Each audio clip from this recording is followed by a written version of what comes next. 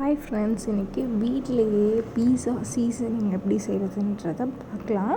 பீஸா பிடிக்காதவங்க யாருமே இருக்க மாட்டாங்க. அது நம்ம ஹெல்த்தியாக வீட்டில் செஞ்சு சாப்பிட்லாம். அதுக்கு ஒரு பவுலில் 2 ஸ்பூன் டொமேட்டோ கெச்சப் எடுத்துக்கோங்க. இந்த டொமேட்டோ கெச்சப் வீட்டிலையே ரெடி பண்ணது. உங்களுக்கு ப்ரொசீஜர் வேணும்னா கமெண்ட் பண்ணுங்கள்.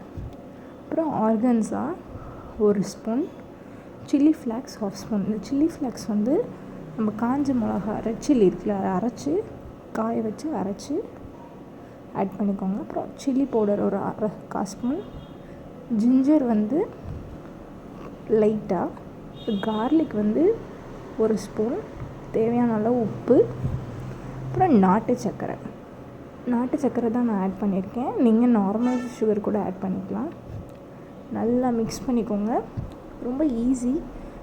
பேக்கெட்டில் வாங்கி நம்ம பீஸா செய்கிறதோட இந்த மாதிரி நம்ம வீட்டிலையே ரெடி பண்ணி பீஸா சீசனிங் ரெடி பண்ணுறது ஹெல்த்தியாக இருக்கும்.